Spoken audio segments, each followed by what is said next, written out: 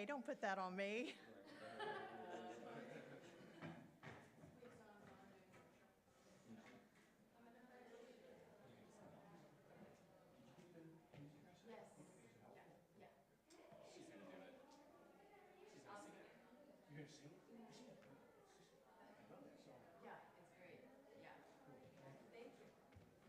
Sorry for the lack of response. I had to just send it.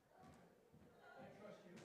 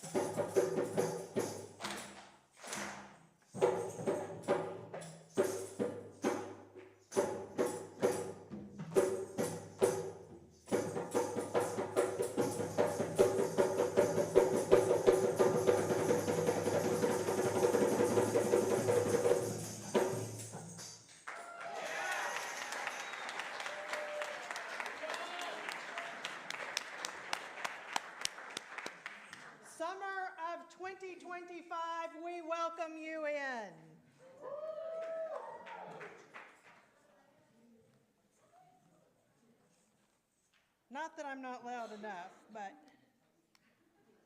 there we go. There we go. Mike, you got me on? Okay. Good. Red. Good morning.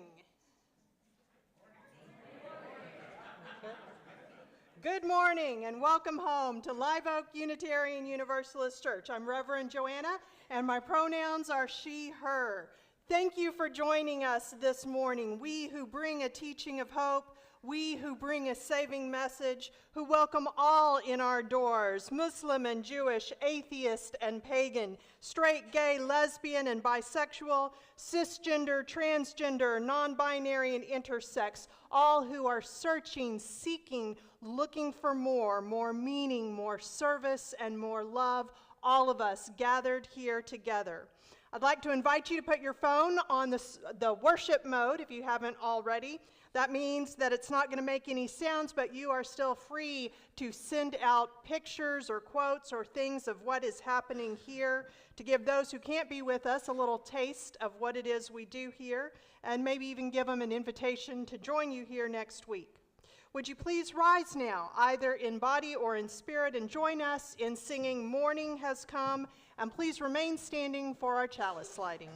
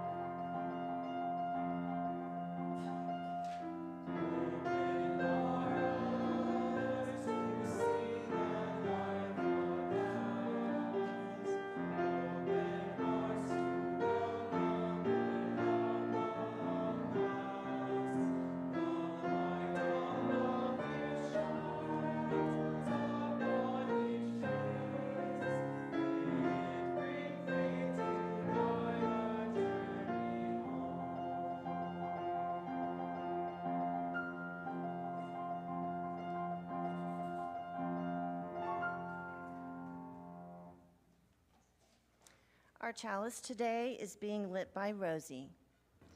This is a congregation bound not by creed, but by covenant.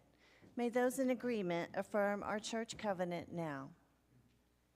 We affirm a caring community of and for all ages, seeking wisdom, doing service, and living with integrity. In our diversity, our covenant holds us in unity as we celebrate our shared spiritual journey. Good morning. My name is Renee Garcia, and my pronouns are she, her. One thing I especially love about this church is that the members genuinely strive to embody our UU values. It's not just a spoken belief, it's a way of life that's reflected in their actions. I'd like to welcome any guests we have today. We're so happy that you took the chance to walk through our doors and join us for worship. If this is your first time here, please stop by the visitors table so that we can meet you and answer any questions you might have.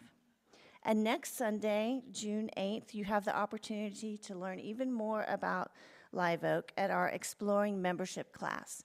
That's hosted by Reverend Joanna and the membership team and will be held in the library after Sunday's service.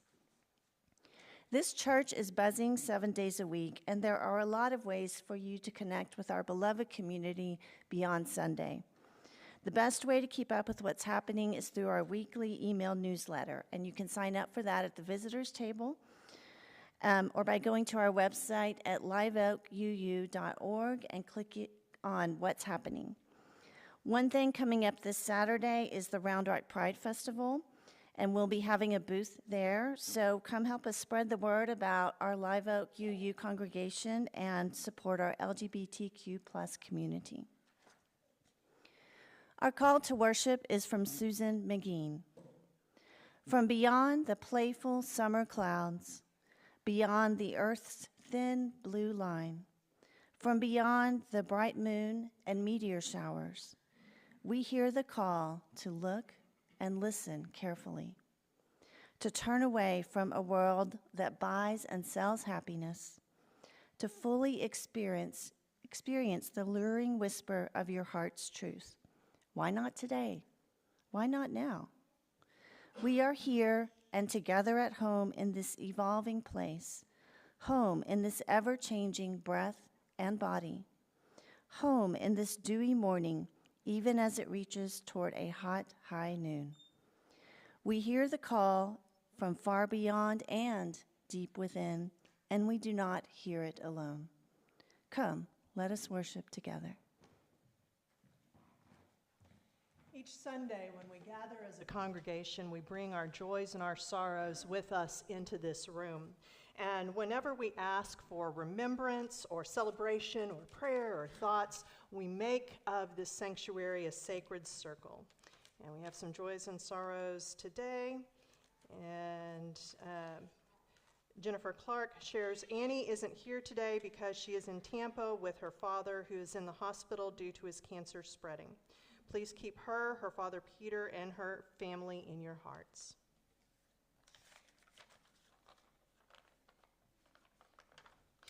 And Curtis shares, excited to announce I will be the head choir director at Murchison Middle School next year. I am super excited for this challenging opportunity and the honor to keep teaching music.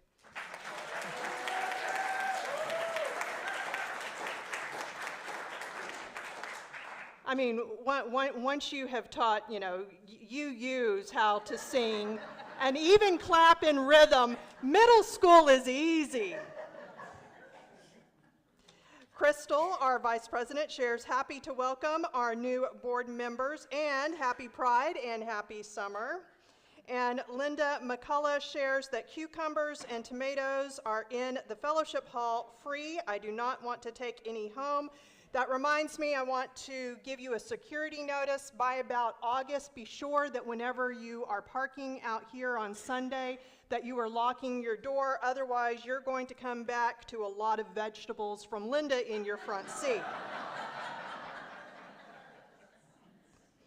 For all of our joys and sorrows, spoken and unspoken, we bear witness with our care and concern. Please join me in singing.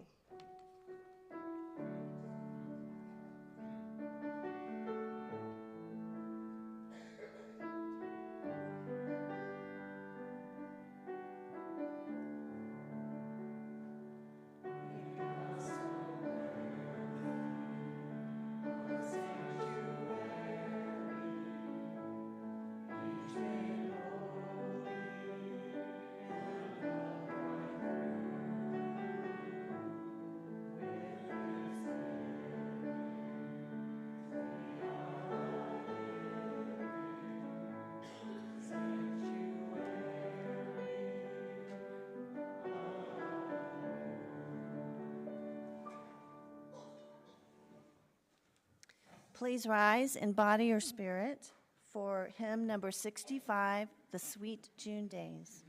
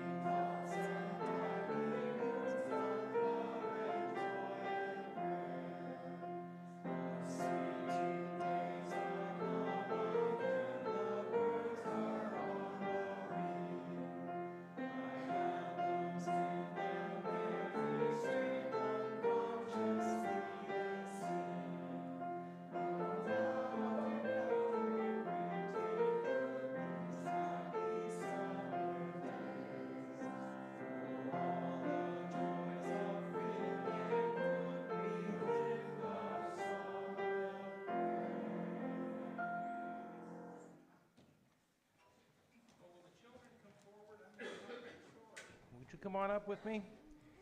Come on up. I'm going to tell you a little story. Is my microphone on? Good. Now I can put it in my pocket. Forget about it. Come on up. I got a story to tell you about. Mike, you going to put up the picture of the cottage? Okay. That's okay. Oh, thank you. Thank you. The theme is the old-fashioned summer. And I want to tell you, when I was a little boy, I lived in the big, busy city of Chicago. But every summer, something magical happened. Our family packed bags, and we traveled to a cottage by a sparkly blue lake in the state of Michigan. This lake wasn't very big. It was only a mile across and 3 miles around, all the way around. The water was spring-fed, the bottom was sandy, and there are no weeds. That's why it's called Gravel Lake. A simple name for a simple, beautiful place. The cottage had been in my family for a long time. When my mother was a teenager, her father, my grandpa, bought it. Back then, cottages like this didn't have much. There were no inside walls, just a few room dividers. There was one glass window and wooden shutters that you had to pull up with a rope. There was a hand pump in the kitchen where you had to work hard. You had to pump hard to get a drink of water. There were a few ceiling lights, a tiny stove, and a little refrigerator. And if you needed the bathroom, you walked up the hill to the outhouse. To a little boy from a big city, this place felt like a whole new world. My mother had 5 brothers and sisters, so every summer the cottage was full of aunts, uncles, cousins, and their dogs. Everyone squeezed in to sleep somehow, on beds, on couches, or sometimes even on the floor. No one minded, because being together was the best part of summer. Every morning, the uncles would grab long bamboo fishing poles and went out on the lake in a rowboat. The aunts always cooked up the most delicious food, fresh corn of cob, berries they had picked themselves, pan-fried fish, and the best part was Grandma's homemade pies. And the kids had chores every day. Mine was to sweep the sand out of the cottage and off the outside steps. When I grew older, I helped dry dishes for my aunts who washed them in the little sink. One day I pointed out that there was still a spot of food on a dish.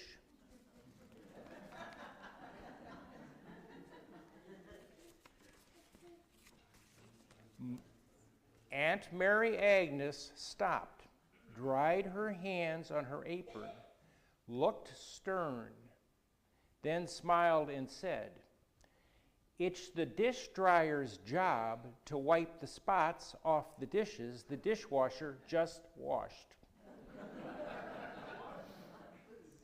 The other cottages around the lake started getting fancier. Neighbors added glass windows, more electricity, indoor bathrooms.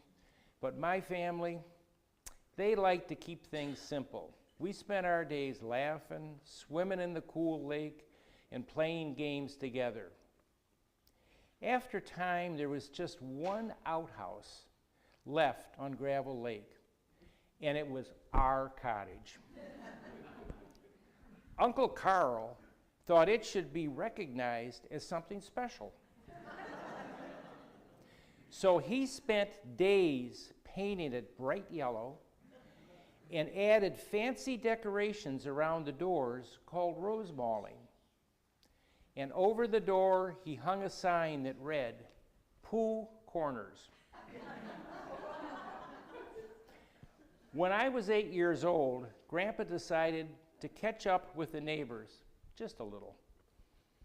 He added 3 glass windows, a few electric outlets, the hand pump was replaced with a water faucet, and yes, a real flushing toilet. The photo above is the modernized cottage my children will remember. Many things in our lives will be forgotten, yet I always remember an old-fashioned summer at Gravel Lake. Thank you for listening. Thank you.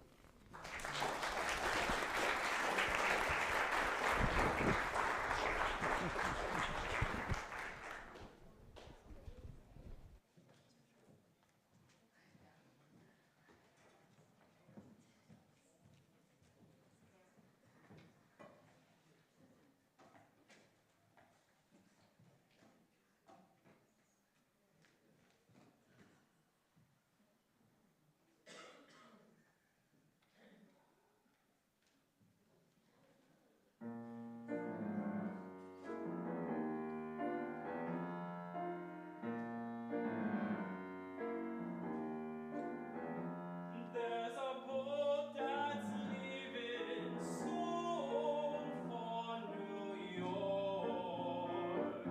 Come with me. That's where we belong, sister. You and me can live that high life in New York. Come with me. There you can't go wrong, sister. I'll buy you the swellest mansion up in Upper Fifth Avenue. And through Harlem we'll go strutting, and there'll be nothing too good for you. I'll dress you in silks and satins, in the latest Paris styles. All the blues you'll be forgetting, there'll be no fretting, just nothing but smiles. Come along with me, that's the case. Don't be a fool, come along,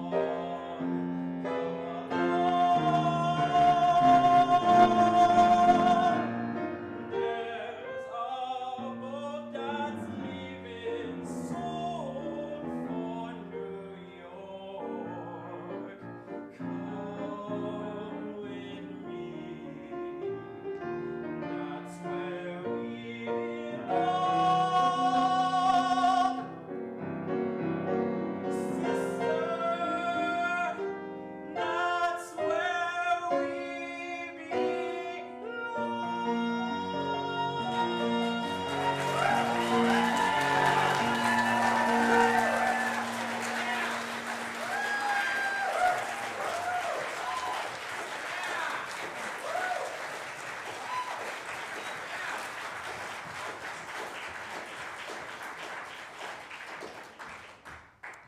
Amazing. Thank you, Curtis. Our reading today is June by John Updike. The sun is rich and gladly plays in golden hours, silver days, and long green weeks that never end. School's out. The time is ours to spend.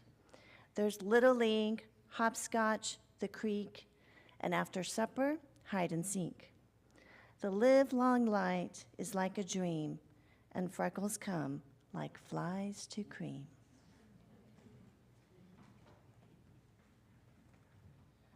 Summertime,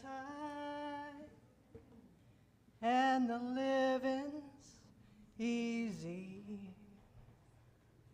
Fish are jumping and the cotton is high. The geographic hub of Unitarian Universalism is New England, and especially Boston, Massachusetts.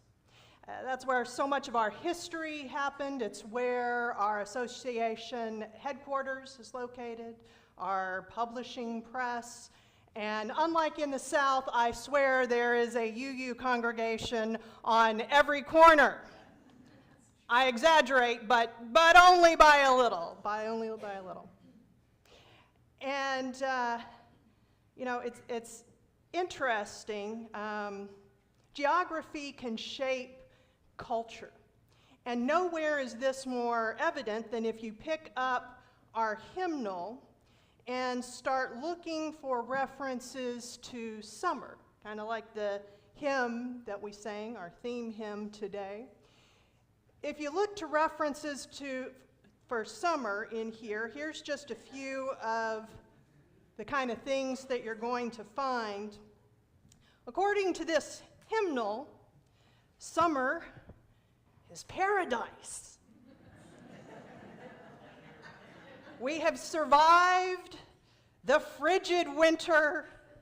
We have left behind the ice and the snow. I mean, like, look at even the metaphors used. The winter of despair can, in the twinkling of an eye, be turned into the summer of hope. Nothing in there about a summer of despair, a winter of hope. If you are to look at our hymnal, you would come away with the idea that summer is nothing but good times ahead. Your daddy's rich and your ma's good looking. So hush now, baby, don't you cry. We might cry. When you look at those references, it doesn't, that blissful, bucolic vision of summer for many of us does not really represent our lived experience. And, you know, it has always been hot in Texas. Of course, it has grown way more hot because of climate destruction. And, you know, yes, we may cry. It's our summer and we can cry if we want to. It is okay to be authentic about this, especially in one of these years like this one, where in May, we already soared above 100 degrees. We've already had this freak hailstorm, windstorm, blew out windows at the airport and took away power for so much of Austin. This is our reality. Our faith development director, Chris Jarman, couldn't be here today because of illness, but she moved here for this job from Florida. From Florida, not like Delaware, Minneapolis. She moved here from Florida, and she will tell you that summers in Central Texas are a whole other thing. Like, you don't even get, you know, the ocean breezes coming in. But what do? It's not right for us to just give in to our despair. You know, I said to Chris, because we were talking about this, and I said, you know, it's not like we can just hibernate for, you know, the next 3, 4, 5, I'll go with 5, I gotta have a little hope, months. We can't hibernate. To which she said, speak for yourself. She has excellent boundaries. Jokes aside, we were both in agreement and a little worried. Isolation is not good for any of us. And if we are living like zombies, where we are just going from air-conditioned house, stumbling to air-conditioned car, to air-conditioned work, go back home, numb ourselves, do the whole thing again tomorrow. That's not really living. So let's create a plan. And let's figure out how in this reality, not denying it, but within this reality, we can still keep living. One of the things that I think is helpful is to look to the past. That's why the theme of this is old-fashioned summer. So that's actually my family at Barton Springs in about the 1930s. I'm not in it, to my younger friends. We used to, this whole thing of central air conditioning in our homes, and I know we have some members who remember this, but may need to be reminded, central air conditioning in homes really did not become a thing until like the 1960s. Now, you did have in more commercial enterprises who could, because it was cost prohibitive, but you did have it in some businesses, things like hospitals and movie theaters, starting in like the 1920s.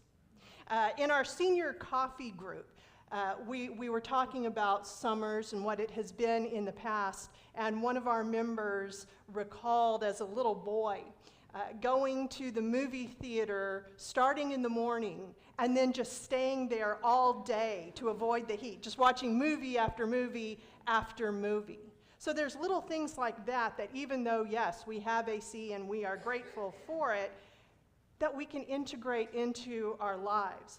In To Kill a Mockingbird, the story is set in 1930s in fictional Macomb, Alabama, which was loosely based on the actual Alabama town that Harper Lee grew up in.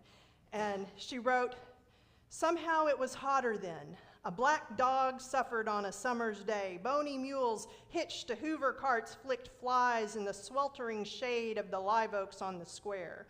Men's stiff collars wilted by 9 in the morning. Ladies bathed before noon after their 3 o'clock naps, and by nightfall were like soft tea cakes with frostings of sweat and sweet talcum."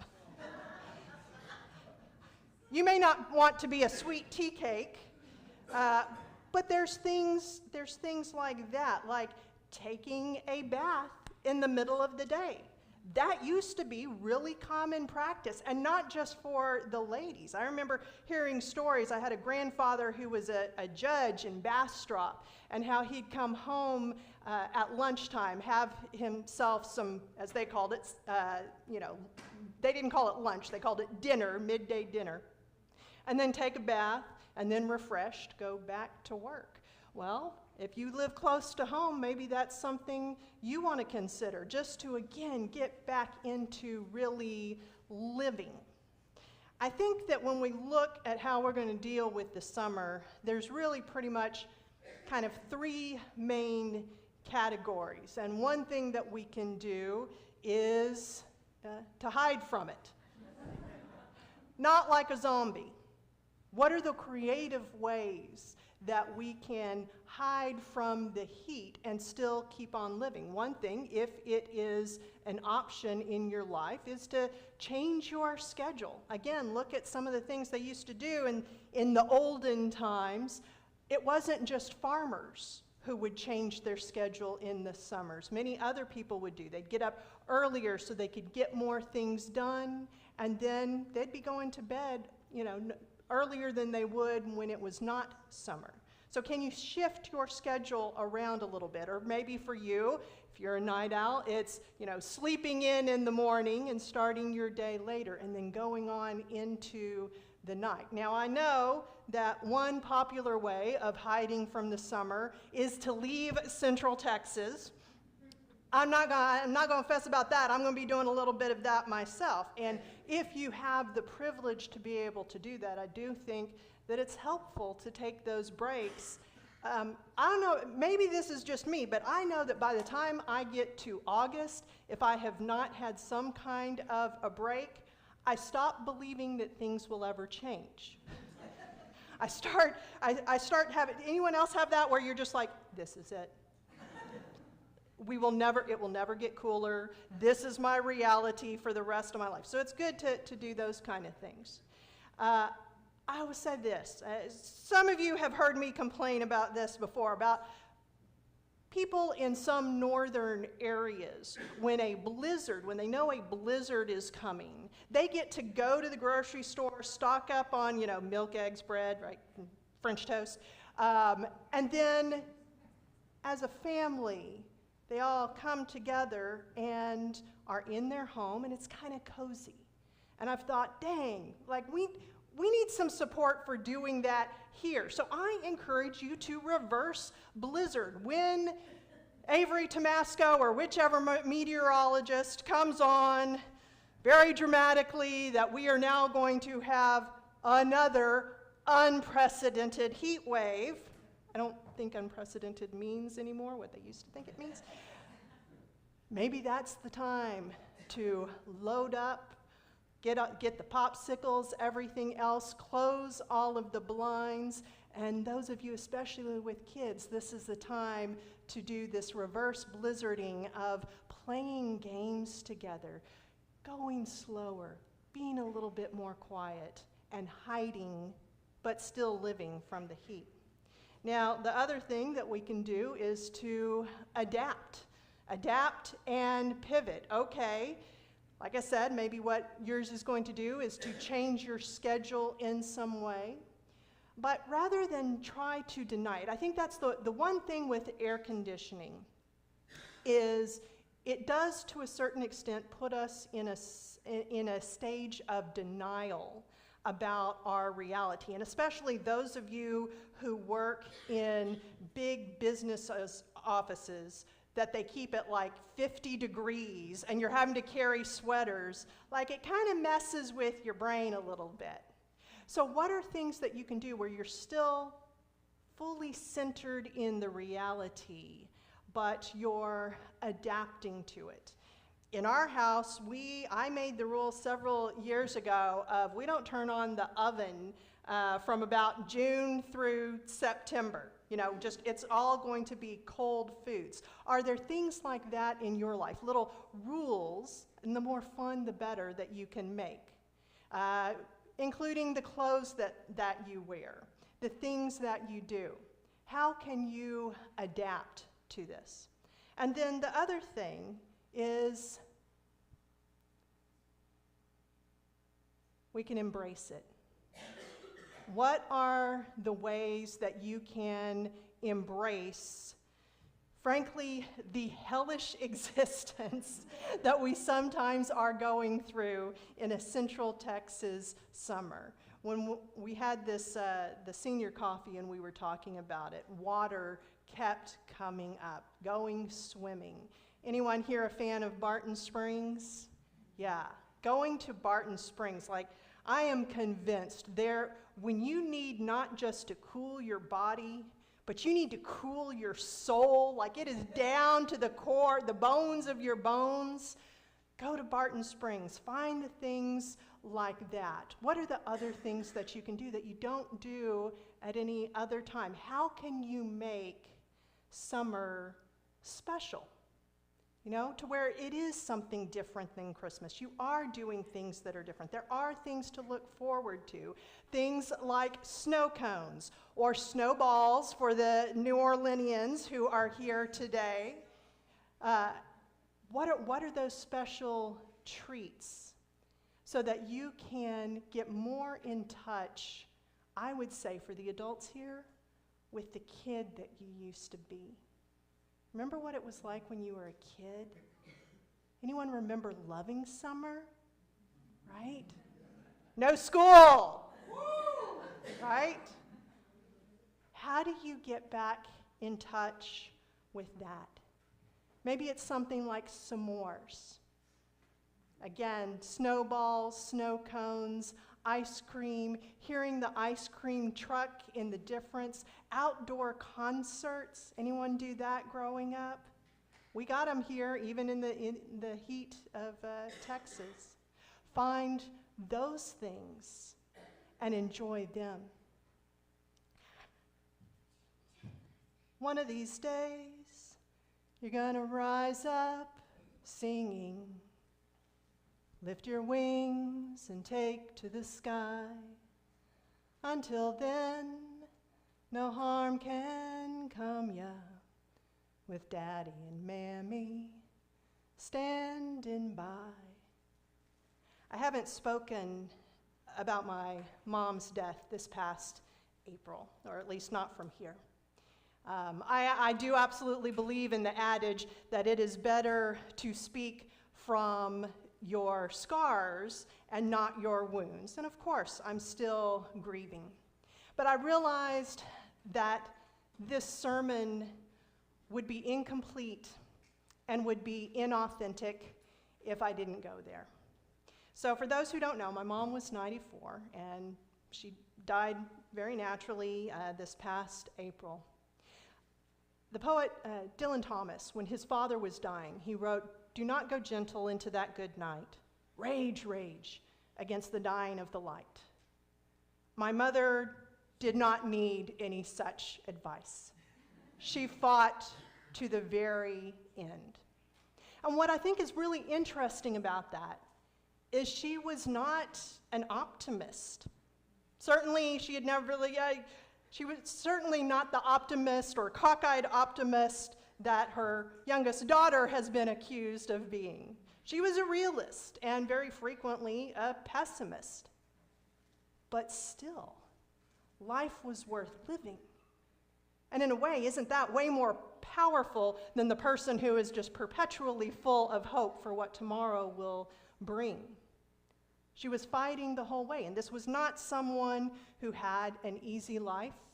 She, of course, at 94, had lost her own parents. She lost her whole family of origin, including her younger brother, her husband, 2 of her children. At 94, most of her friends, except for the new younger ones, because she was constantly making new friends. This last year, her life had shrunk to the size of her room at an assisted living. And still, life was worth living. She even told me and my brother, this was after she had had a stroke and some other issues, and she said, "You think I want to die? I don't." And she still kept living her life. Now, my mom had always been a good girl, followed the rules, including things like nutrition. She always ate her steamed broccoli. I'm sorry, kids, y'all didn't see that. Eat your steamed broccoli. My brother and I, this past year, sat down with her and said, "Look, Mom, there's no food that you can eat that is going to extend your life at this point. There's no food you can eat that is going to shorten your life. Eat whatever the heck you want to eat." And she did. She'd always loved fried shrimp, and it had been one of those things she had, I don't know, maybe once or twice a year. I think that she ate fried shrimp at least twice a week for an entire year. And she was enjoying life. Here is my point in sharing this. There are people out there who would give anything for 3 more months of life. Now, I will say, don't wait till the end. Start eating your fried shrimp now. Also eat your steamed broccoli next to it. But don't put off living your life until the fall or until the next presidential administration or until retirement. Live your life right now. The Buddhists, people like Thich Nhat Hanh and the Dalai Lama, often will talk about weather because it's the one thing we can't control. And they will talk about how sad it would be if our happiness is based on something like that, if we are so self-limiting that we can only be happy when our preferences are met. So, yes, it is summer of 2025, and this is the only summer of 2025 that we will get. Let's celebrate and enjoy it.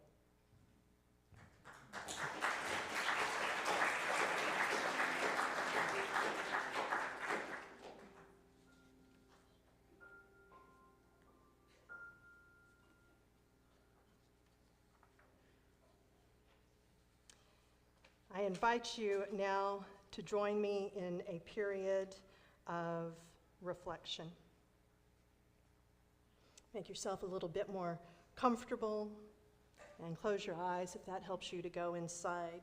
And I really want you to go inside today because I want you to go back to when you were a child. And if you are a child, to go to those times when you have been happiest, those happiest of days, the ones that when you are like Tim Buckley, a little bit older in life, you are going to remember, and they're going to be in your heart.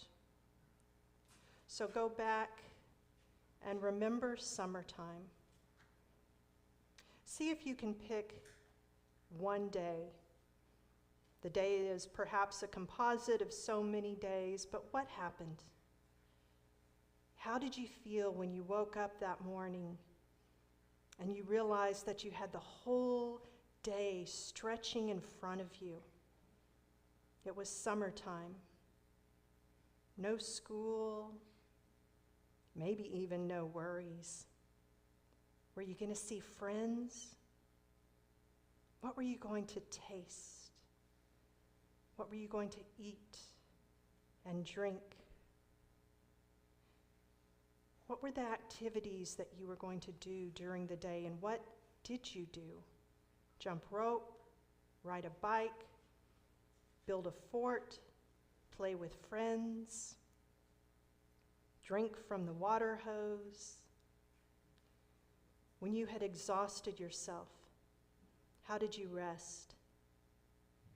Did you find a place on the grass and stretch out?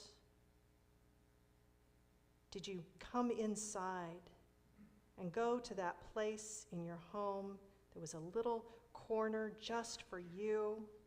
Maybe no one would see you there. They might have you do some chores. Feel all of the joy that you felt in that moment. And let's hold that for a moment in silence.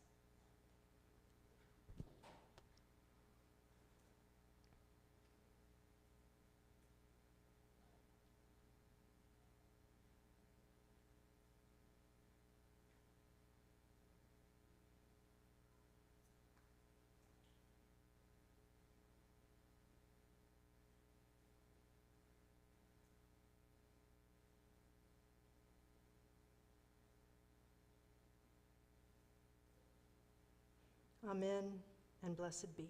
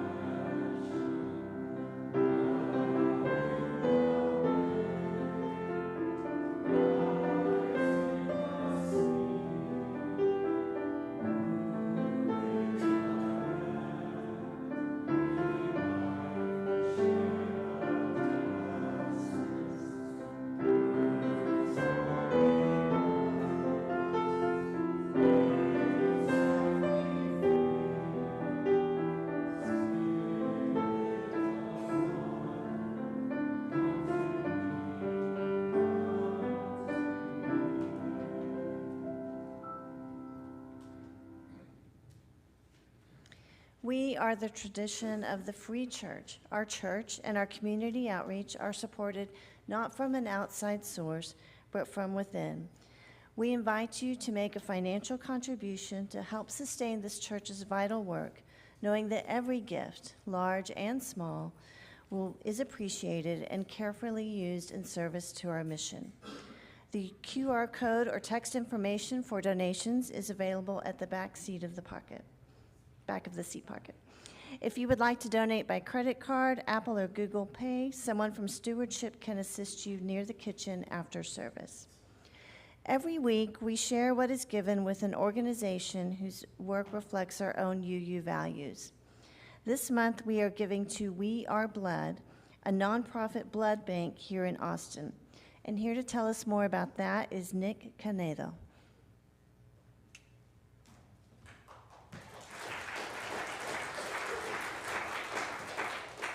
Hi everyone, I'm Nick Canedo, my pronouns are he, him. I'm so happy to be here today with y'all to share a little bit about We Are Blood's mission and also express my gratitude for Live Oak UU for selecting We Are Blood to participate.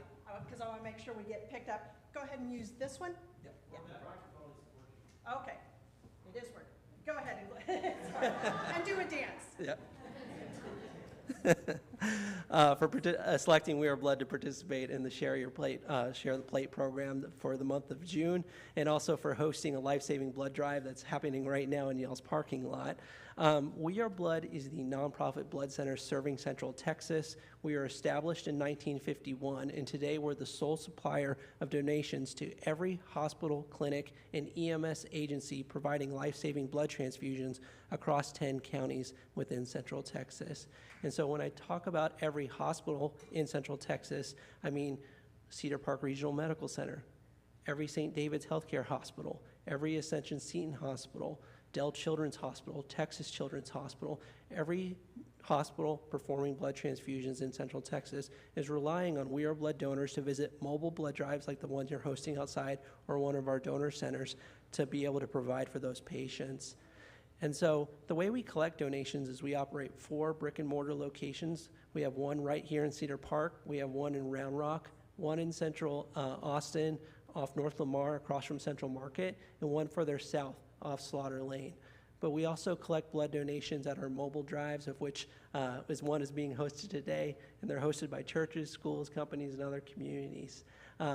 So what kind of patients need blood transfusions? Folks often think of blood donation or mobile blood drives in response to community-wide events like natural disasters.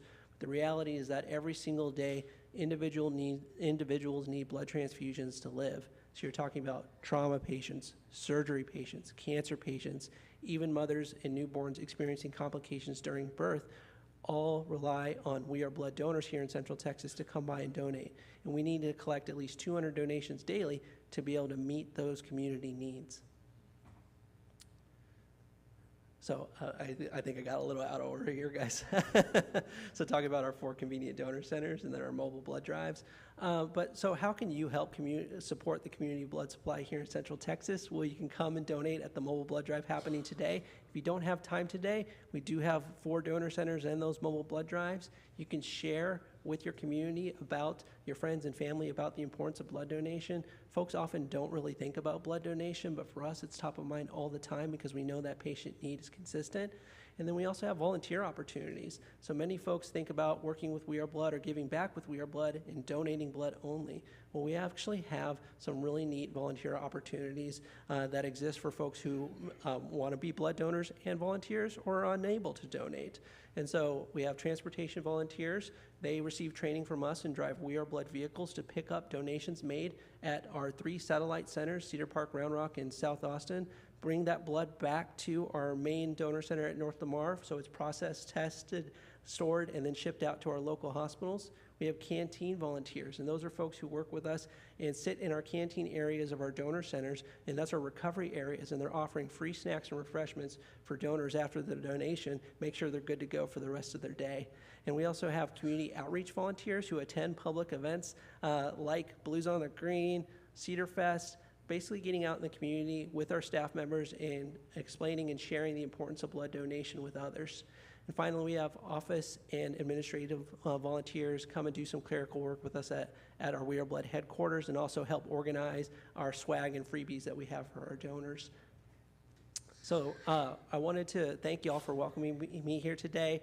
You know, y'all's message at Live Oak UU resonates so very strongly with me because the notion that blood donors come from all different walks and belief systems, they come in and donate, and they don't know where it goes to. And for the patients, too, they come from all walks as well. And that's such a universal and thing that inspires me daily. And I love that we have linked our mission at We Are Blood with what the values of your church are. So I appreciate y'all. Thank you again. This is a QR code. I do realize that the blood drive is actually wrapping up with service today, but there's many different opportunities to donate and give back.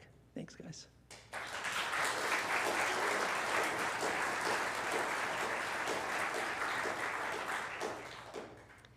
As the ushers come forward to receive the offering, I invite you to say with me these words.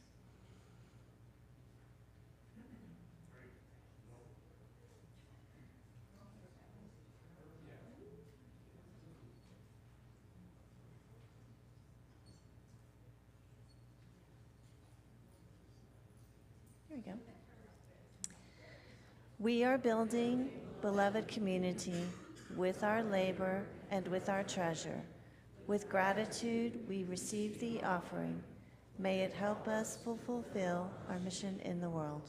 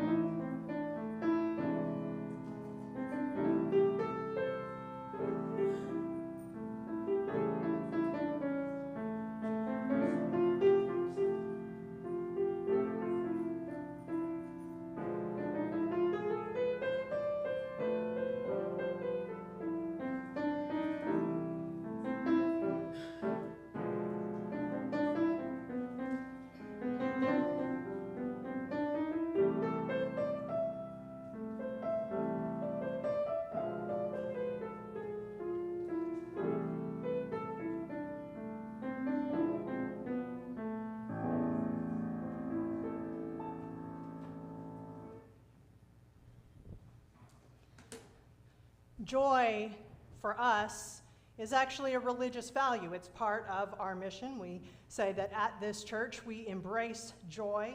And for us, it is theological. The Universalist Clarence Skinner said, "We accept the world for the joyous place it was meant to be.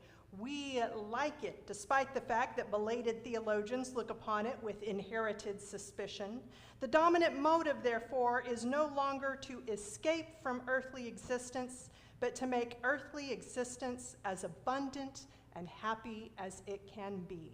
I hope you join us today for snow cones and giving blood and everything else that we have to do, and I hope that this kicks off a joyous summer for you.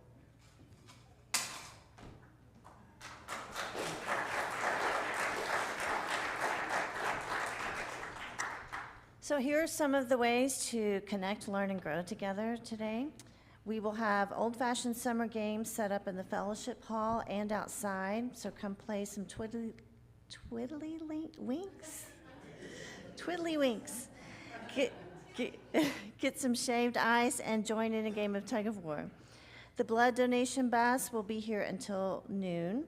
And you can use the QR code and get pre-registered for that if you haven't already. The meditation group meets in 208 from 12:30 to 2. And whatever you choose, we invite you to get connected in this welcoming community. Let's work together to empower dreams, encourage growth, and embrace joy. There is a place for you here. So I invite you to rise for our closing hymn, number 128, "For All That Is Our Life," and remain standing for the extinguishing of our chalice.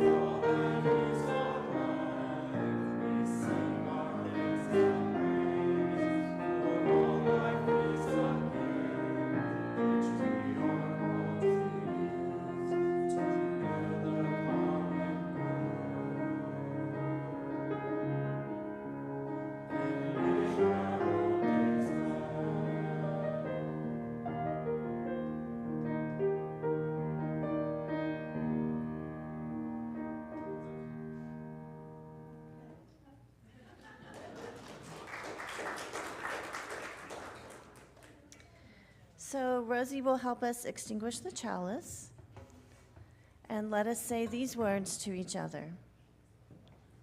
We extinguish the flame here, that it might glow gently in our hearts. May it light your path as you leave this place. May it guide your way until we are together again. So it's been such a gift to be together today. A special thanks to today's home team who provided hospitality, worship, and tech leadership. That includes Mike, Oliver, Nancy, Colleen, Larice, Tina, Rosie, Linda, Luann, and Rosella. Let's continue that hospitality by taking the next 5 minutes to talk with someone we don't know. Members, be sure to introduce yourself to any visitors we have, and they're the ones with the handwritten name tags. Show them where to find the visitors table and the coffee. And it's time for a fire drill, so I'm going to ask you to do that now instead of talking with